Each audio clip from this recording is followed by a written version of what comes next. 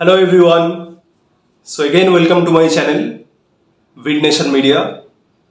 তো অনেক দিন বাদে আবার আমি আমার ইংলিশ ক্লাসটা স্টার্ট করছি। তো এই ক্লাসে আমি প্রেজেন্ট পারফেক্ট টেন্স কাকে বলে এটা শেখাবো, আর প্রেজেন্ট পারফেক্ট টেন্স কোন কোন সিচুয়েশনে ইউজ করা হয় ওইটা বলবো। So let's begin. আমরা এই প্রেজেন্ট পারফেক্ট টেন্সকে ইউজ করি এটা ডিফাইন করার জন্য যে কোনো কাজকে আমরা ফার্স্ট টাইম করছি। For example, this is the first time I have played cricket, মানে এটা প্রথমবার যে আমি ক্রিকেট খেলেছি। This is the first time I have played cricket. তো সেকেন্ড এক্সাম্পল হচ্ছে, this is the first time I have done that work, মানে এটা প্রথমবার, মানে এই কাজটা আমি ফার্স্ট টাইম করেছি, আমি এই কাজটাকে ফার্স্ট টাইম করেছি।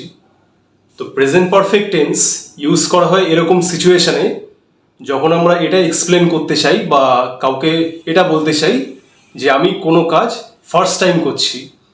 মানে এই যে এখানে this is the first time I have played cricket, মানে কাউকে যেরকম আমি এটা বলছি যে আমি ক্রিকেট ফার্স্ট টাইমের জন্য খেলছি বা খেলেছি। This is the first time I have done that work, মানে ওই কাজটা আমি ফার্স্ট টাইমের জন্য করেছি। Past actions with present consequence. তো past actions with present consequence মানে এটাই যে অতীতে বা পাস্টে আমরা অলরেডি কোনো কাজ করে ফেলেছি, যার রেজাল্ট বা যার কনসিকুয়েন্স আমাদেরকে এখন ফেস করতে হচ্ছে। পাস্ট কোনো অ্যাকশনসে, পাস্ট কোনো কাজের রেজাল্ট আমাদেরকে এখনো ফেস করতে হচ্ছে। ফর এক্সাম্পল, আমার এই এক্সাম্পলটা যেরকম, I am not feeling well now, মানে আমি এখন মানে ভালো ফিল করছি না, মানে আমার এখন শরীর খারাপ লাগছে। নাও, বিকজ এটা হচ্ছে প্রেজেন্ট কনসিকুয়েন্স। প্রেজেন্ট কনসিকুয়েন্স কোন পাস্ট অ্যাকশনসের? Because I did not have much sleep last night, গতকাল রাত্রিবেলা আমার ঠিক মতো ঘুম হয়নি, এটা হচ্ছে পাস্ট অ্যাকশন, তাই জন্য আমি এখন ভালো ফিল করছি না বা আমার এখন শরীর খারাপ লাগছে। I am not feeling well নাওটা হচ্ছে এই পাস্ট অ্যাকশনসের, এটা হচ্ছে past action. I did not have much sleep, এটা হচ্ছে পাস্ট অ্যাকশন, এটা হচ্ছে পাস্ট অ্যাকশন। আর এই অ্যাকশনের প্রেজেন্ট কনসিকুয়েন্স হচ্ছে I am not feeling well now. আমি আরেকটা এক্সাম্পল দিচ্ছি এই পাস্ট অ্যাকশনস উইথ প্রেজেন্ট কনসিকুয়েন্সে।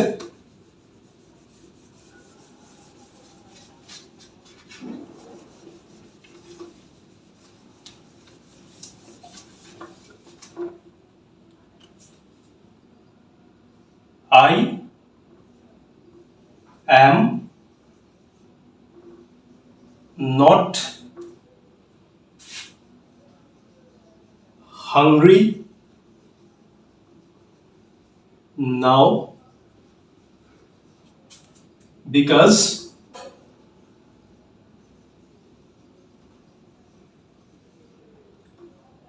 I have already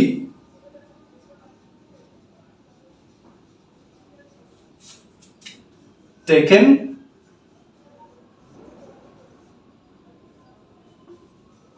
my breakfast.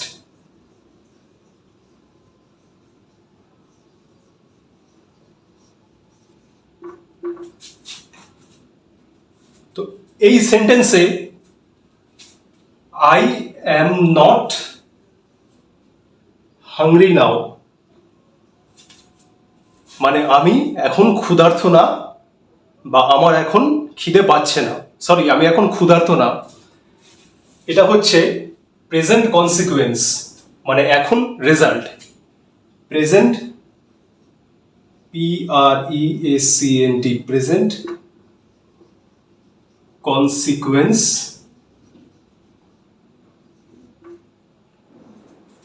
Present consequence কোন পাস্ট অ্যাকশনসের? যে I have already taken my breakfast, যে আমি অলরেডি আমার ব্রেকফাস্ট করে নিয়েছি। কখন করে নিয়েছি? পাস্টে, 1 ঘন্টা আগে, 2 ঘন্টা আগে, হাফ অ্যান আওয়ার আগে, আ ফিউ মিনিটস এগো, যাই হোক। তো এটা হচ্ছে past action, I have already taken my breakfast, okay. An hour ago, 1 ঘন্টা আগে, এটা হচ্ছে past actions. Past action I have already taken my breakfast. তো এই পাস্ট অ্যাকশনসের এই পাস্ট অ্যাকশনসের প্রেজেন্ট কনসিকুয়েন্স কোনটা? I am not hungry now, আমি এখন ক্ষুধার্ত না কারণ আমি অলরেডি আমার ব্রেকফাস্ট করে নিয়েছি, 1 ঘন্টা আগে হোক, 2 ঘন্টা আগে হোক বা হাফ অ্যান আওয়ার আগে হোক। Unique experience with superlative adjective. Unique experience মানে হচ্ছে আমরা যখন কোনো এক্সপিরিয়েন্স করি, কোনো ইউনিক এক্সপিরিয়েন্স করি আমরা যখন, তো সেটাকে আমরা সেন্টেন্সে ইউজ করব সুপারলেটিভ অ্যাডজেক্টিভের সাথে। For example, this is the best movie.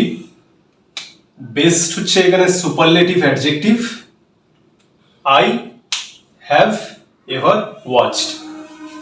This is the best movie I have ever watched, মানে আমরা এটা বোঝাচ্ছি যে আমাদের কোনো রকম ইউনিক এক্সপিরিয়েন্স হয়েছে একটা, মানে দারুণ একটা এক্সপিরিয়েন্স। মানে আমি কোনো জায়গায় ঘুরতে গেছি ফর দ্য ফার্স্ট টাইম বা সেকেন্ড টাইমও হতে পারে, কিন্তু আমি এমন কিছু এক্সপিরিয়েন্স করলাম যেটা দারুণ এক্সপিরিয়েন্স হলো। তো ইন দ্যাট কনটেক্সট আমরা এটা বলবো যে this is the best experience I have ever had. আর ভিডিওর লাস্টে আমি প্রেজেন্ট পারফেক্ট টেন্সের রুলসটা দিয়ে দেবো। তো প্রেজেন্ট পারফেক্ট টেন্স ইউজ করা হয়, আমি আরেকবার বলে দিচ্ছি, ইউনিক এক্সপিরিয়েন্সের সাথে with superlative adjective. This is the best movie I have ever watched, and that is the best place I have ever visited.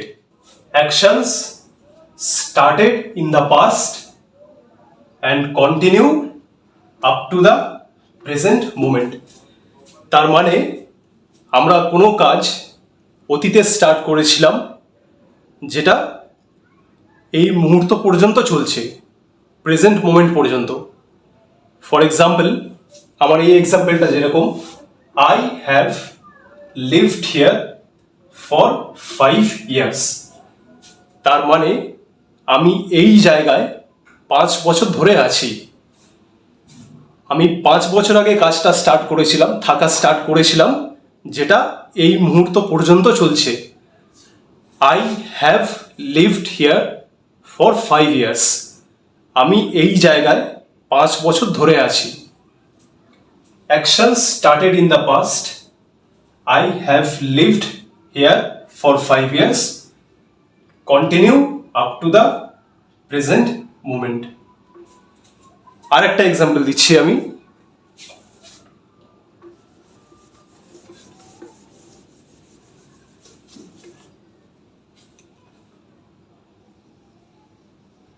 I have played cricket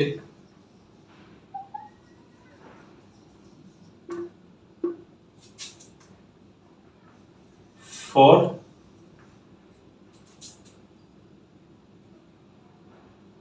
7 years.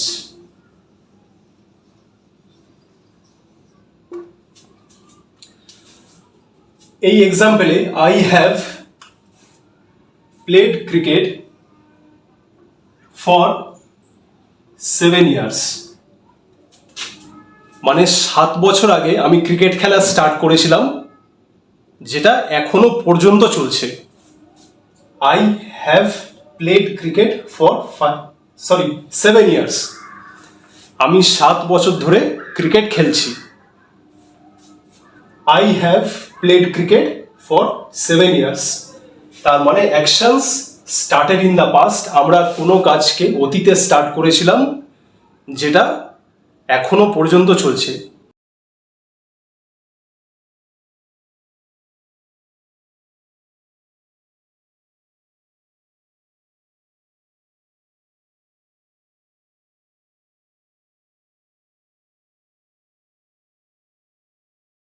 For past actions, its time is not definite. মানে অতীতে কোনো কাজে বা past কোনো অ্যাকশনসের যে টাইমটা নির্দিষ্ট না, যে টাইমটা ডেফিনিট না। মানে for example, I have seen the film, আমি ফিল্মটা দেখেছি, কিন্তু কখন দেখেছি সময়টা নির্দিষ্ট না। I have done my homework, মানে কখন দেখেছি পাস্টে সেটা নির্দিষ্ট, সেটা ডেফিনিট না বা নির্দিষ্ট না। For past actions is time is not definite, মানে টাইমটা যখন নির্দিষ্ট না তখন আমরা প্রেজেন্ট পারফেক্ট টেন্সে এই এক্সাম্পলটা ইউজ করি। I have seen the film, আমরা যখন টাইম নির্দিষ্ট করে বলবো, ডেফিনিট করে বলবো, তখন সেটা হয়ে যাবে পাস্ট টেন্স। এটা যদি পাস্ট টেন্স হতো তাহলে এখানে একটা টাইম দেওয়া থাকতো, I saw the film yesterday, আমি গতকাল ফিল্ম দেখেছিলাম, তবে সেটা পাস্ট টেন্স। আমরা যখন প্রেজেন্ট পারফেক্ট টেন্স ইউজ করব, এটা বোঝাতে চাইবো যে আমাদের কোনো অ্যাকশনস বা কোনো কাজ যেটা আমরা অলরেডি করে ফেলেছি কিন্তু সেটা টাইমটা নির্দিষ্ট না, তখন আমরা ইউজ করবো present perfect tense. I have seen the film and I have done my homework, কিন্তু কখন ফিল্মটা দেখেছি বা কখন হোমওয়ার্কটা করেছি তার সময় নির্দিষ্ট না। আমি এতক্ষণ ধরে যে টেন্সটা এক্সপ্লেন করলাম, present perfect tense, I hope you have all understood it very well. Last and finally আমি এই স্ট্রাকচারটাকে নিয়ে কথা বলবো। প্রেজেন্ট পারফেক্ট টেন্সের বেসিক স্ট্রাকচারটা কি? সাবজেক্ট, সাবজেক্ট হচ্ছে কারোর নাম, I, you, he, she, they. Cat, dog, person, persons, people, যাই হোক সেগুলো হচ্ছে সাবজেক্ট। Subject plus have or has, have or has plus past participle form of the verb, ভার্বের past participle form, যেরকম ডু, ডিড, ডান। ডান হচ্ছে DONE, ভার্বের past participle form or third form of the verb। past participle form of the verb এটাকে বলে, বা third form of the verb এটাকে বলে।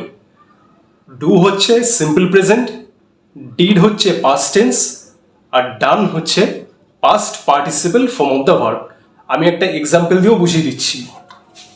Subject plus have or has plus past participle form of the verb, third form of the verb. আমি example দিয়েও দেখিয়ে দিচ্ছি।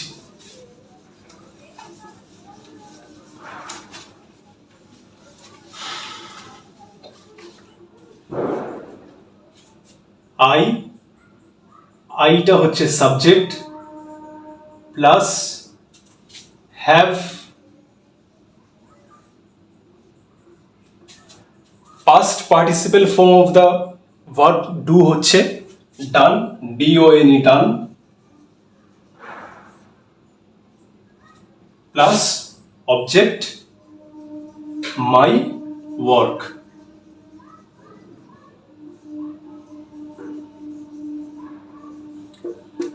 এই মাই ওয়ার্ডটা হচ্ছে অবজেক্ট, এটাকে অবজেক্ট বলে।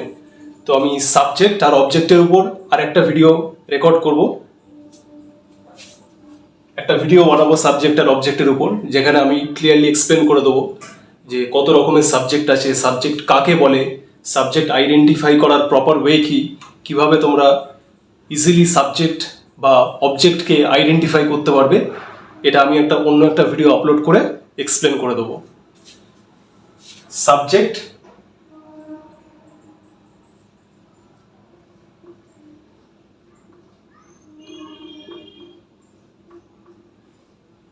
have or has plus past participle form of the verb or third form of the verb.